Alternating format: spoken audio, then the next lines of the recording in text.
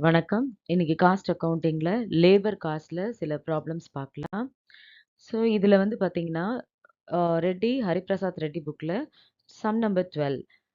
From the following prepare a statement showing cost per man day of 8 hours. So ஒரு நாளைக்கு ஒரு மேனுக்கு எவ்ளோ wages அந்த காஸ்ட் வந்து ஆகுது அப்படின்றத கால்குலேட் பண்ண சொல்லியிருக்கு. ஸோ இன்ஃபர்மேஷன் பார்த்தீங்கன்னா, பேசிக் salary and DNS allowance 3000 per month. Leave salary 6% of basic and DA.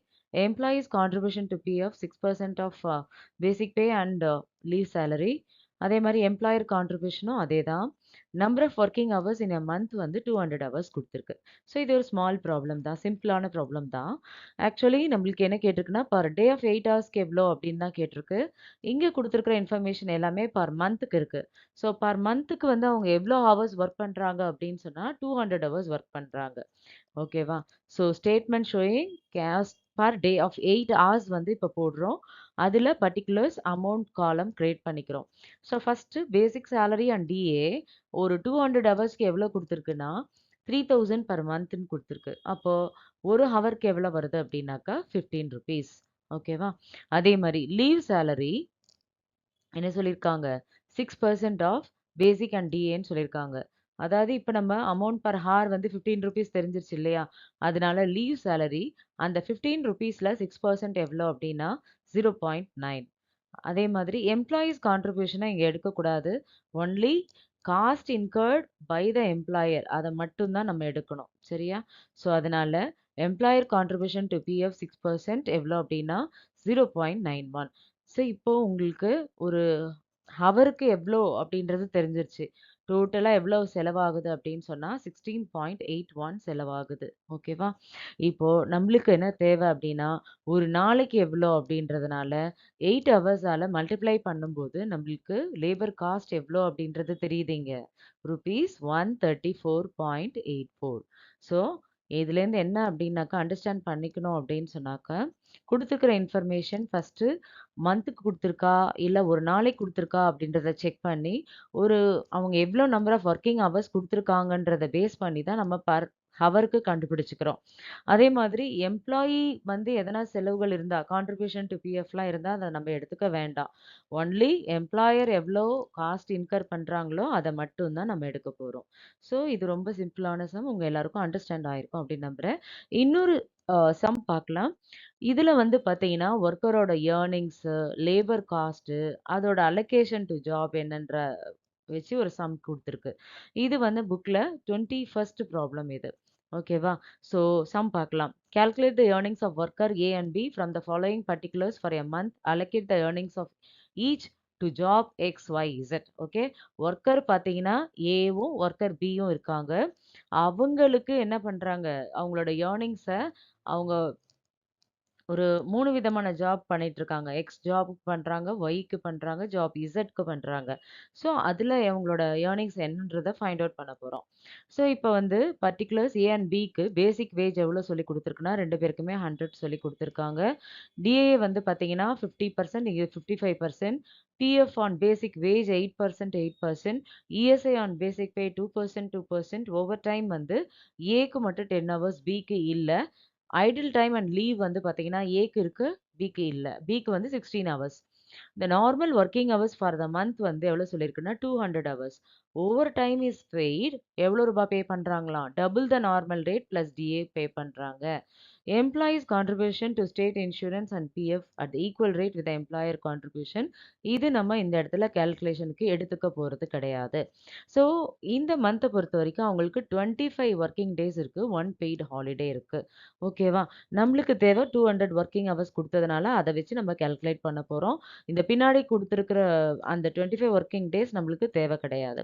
அதுக்கப்புறம் பார்த்தீங்கன்னா, the 2 workers were employed on jobs X, Y, Z in the following proportion. அதாவது இந்த வொர்க்கர் ஏவும், வொர்க்கர் பியும் எக்ஸ்ல எவ்வளவு வந்து ப்ரொபோர்ஷன்ல வேலை குடுத்துருக்காங்கன்னா, எக்ஸ் ஜாப்ல அவங்களோட கான்ட்ரிபியூஷன் எவ்வளோ இருக்கு? 40%. அதுவே செகண்ட் ஜாப்ல 30%. தேர்ட் ஜாப்ல 30%. அதுவே பி வொர்க்கர் இருக்காரு இல்லையா? அவரு எக்ஸோட அந்த ஜாப வந்து 50%ல வேலை பார்க்குறாரு. ஒய்க்கு வந்து 20%ம், தேர்ட் ஜாப்ல அவரோட பெர்ஃபார்மன்ஸ் வந்து 30%ம் இருக்கு. ஓவர் டைம் வந்து எந்த ஜாபுக்கு வந்திருக்குன்னா, ஒய்க்கு வந்திருக்கு. அது கூட வொர்க்கர் ஏக்கு தான். ஓகேவா? இதுதான் சம் குடுத்துருக்கு. இப்போ நம்ம எப்படி கம்ப்யூட் பண்றோம் அப்படின்றத பார்க்கலாம். பர்ட்டிகுலர்ஸ் அண்ட் தென் வந்து வொர்க்கர் ஏ, வொர்க்கர் பி காலம் கிரியேட் பண்ணிக்கிறோம். Cross wages excluding over time. இப்போ இந்த இடத்துல ஓவர் டைம நம்ம வந்து எடுத்துக்கல. வெறும் கிராஸ் வேஜஸ் மட்டும் எடுத்துக்கிறோம். இதுல வந்து பார்த்தீங்கன்னா என்ன வருது அந்த இடத்துல? பேசிக் வேஜ் பிளஸ் டிஏ 2ம் சேர்த்து எவ்வளோ வருது? இதுக்கு 150 அண்ட் தென் இதுக்கு 155. That means ₹100 பேசிக்கும். டிஏ வந்து 50% அப்படின்ற போது அந்த இடத்துல ₹50 இல்லையா? ஸோ அந்த இடத்துல 150. இது வந்து டிஏ வந்து 55ன்றதுனால 155. அப்புறமா எம்ப்ளாயரோட கான்ட்ரிபியூஷன் அப்படின்னு சொல்லும்போது, எம்ப்ளாயரோட கான்ட்ரிபியூஷன் அந்த இடத்துல பிஎஃப்கேன்னு சொல்லியிருக்காங்க அந்த இடத்துல. 8% அப்படின்னு சொல்லி குடுத்துருக்காங்க. ஸோ 8% ஆன் பேசிக் வேஜஸ் அப்படின்னு சொல்லி குடுத்துருக்காங்க. ஸோ அந்த 8% அப்படின்னு சொல்லும்போது, நம்ம அந்த இடத்துல என்ன பண்ணி அந்த 8% அண்ட் தென் இஎஸ்ஐ 2% இருக்கு இல்லையா? இது 2த்தையும் சேர்த்து நான் அந்த இடத்துல போட்டுட்டேன். ஸோ 10% இருக்கும் இல்லையா? அந்த 10% வந்து நம்ம வந்து என்ன பண்ணிடுறோம் அப்படின்னா, பேசிக் வேஜஸ் எவ்வளோ? ₹100 இல்லையா? அதனால அதாவது பேசிக் வேஜ் ஒரு 8%, இஎஸ்ஐ வந்து ஒரு 2%. டோட்டலா 10% இல்லையா? அந்த 10% ஆன் பேசிக் வேஜஸ் பார்த்தீங்கன்னா, பேசிக் வேஜஸ் எவ்வளோ இருக்கு? வொர்க்கர் ஏக்கும் 100 தான், பிக்கும் 100 தான். அதனால 100ல நம்மளுக்கு எத்தன பெர்சன்டேஜ்? 10% பார்க்கும்போது, இவங்களுக்கு ₹10 அவங்களுக்கு ₹10. இப்போ labour cost to the employer பார்த்தீங்கன்னா, வொர்க்கர் ஏக்கு வந்து 160யும், வொர்க்கர் பிக்கு வந்து 165யும். Normal working hours per month வந்து பார்த்தீங்கன்னா, 2 பேருக்குமே 200 ஹவர்ஸ் தான். இதுல இதுவரைக்கும் பார்த்தீங்கன்னா, லேபர் காஸ்ட் பெர் ஹவருக்கு வந்து பார்த்தீங்கன்னா, எப்படி கால்குலேட் பண்றோம்? காஸ்ட் எவ்வளோ? 160 ஏக்கு. அவங்களுக்கு காஸ்ட் வந்து பார்த்தீங்கன்னா, ₹160. அத வந்து 200 ஹவர்ஸால டிவைட் பண்ணும்போது, நம்மளுக்கு லேபர் காஸ்ட் பெர் ஹவர் எவ்வளோ கிடைக்குது? 0.8. ஓகேவா? அதே மாரி வொர்க்கர் பிக்கு பார்த்தீங்கன்னா, எவ்வளோ காஸ்ட் அந்த இடத்துல? 165 டிவைடட் பை 200 ஹவர்ஸ் வொர்க் பண்றாங்க அப்படின்றபோது, பெர் ஹவருக்கு எவ்வளோ லேபர் காஸ்ட் பார்த்தீங்கன்னா, 0.825. ஸோ இதுதான் வந்து பார்த்தீங்கன்னா, labour cost of the worker per ஹார்க்கு கண்டுபிடிச்சுட்டோம். இப்போ அவங்களுக்கு அலோகேட் பண்ணாங்க இல்லையா? அந்த ஜாபுக்கு அவங்களுக்கு எவ்வளோ காஸ்ட் அப்படின்றத ஃபைண்ட் அவுட் பண்ண போறோம்.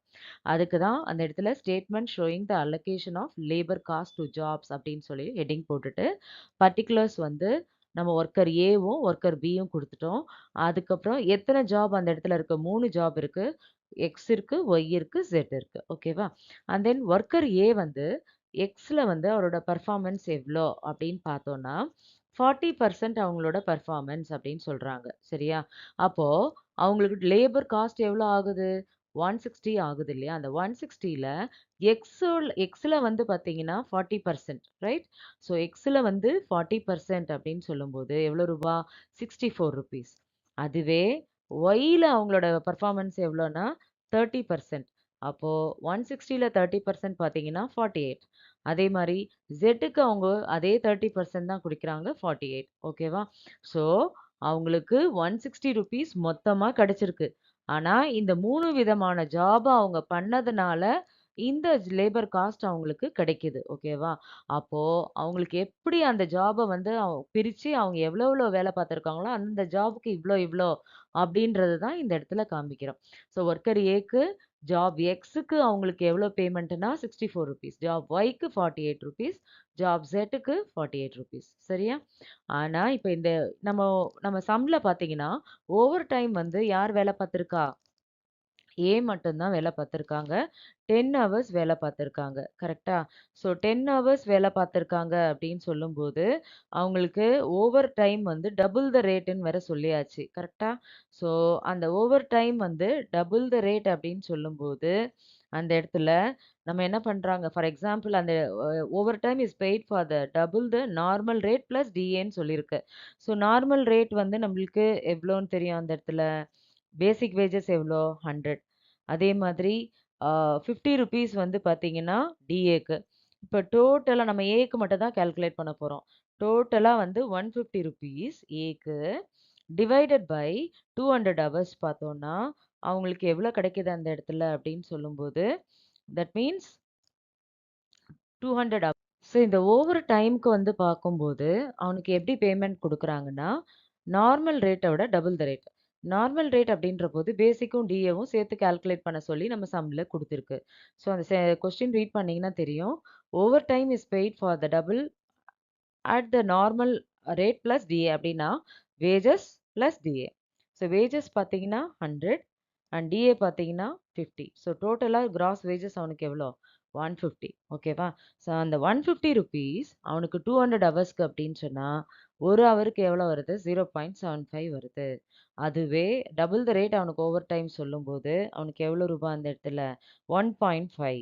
அவன் மொத்தமாக 10 ஹவர்ஸ்க்கு வேலை பார்க்குறான். So 10 into 1.5 15.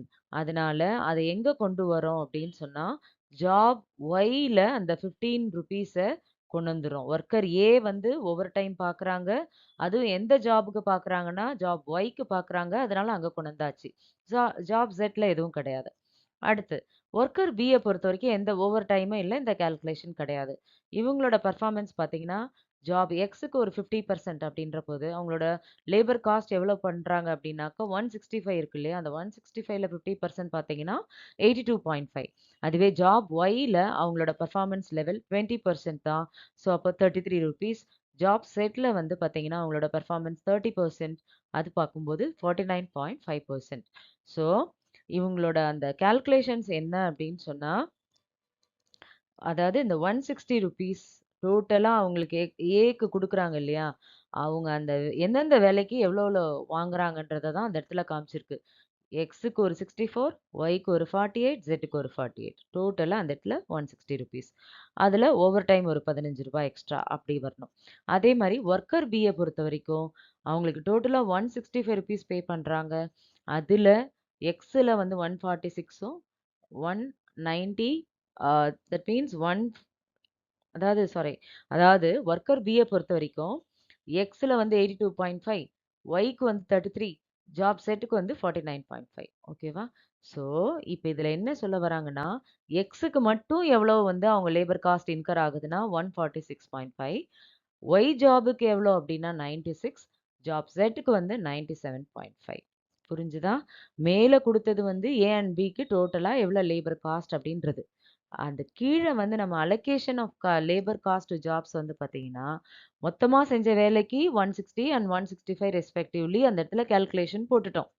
ஆனா, இந்த 160 ருபீஸ் அவன் வந்து எந்தெந்த ஜாபுக்கு எவ்ளோ வேலை பார்த்து அவனுக்கு கிடைச்சதுன்றது தான் நம்ம என்ன பண்ணியிருக்கோம் அந்த இடத்துல அலோகேஷன் ஆஃப் லேபர் காஸ்ட் ஜாப்ஸ்ன்னு சொல்லிட்டு ஃபைண்ட் அவுட் பண்ணியிருக்கோம். ஸோ ஒர்க்கர் ஏவ பொறுத்தவரைக்கும் எக்ஸுக்கு வந்து 64ம், ஒய்க்கு 48ம், ஜெட்க்கு 48ம் அண்ட் தென் ஒய்ல மட்டும் அவங்க வந்து 15 ருபீஸ் ஓவர் டைம் பண்ணியிருக்காங்க.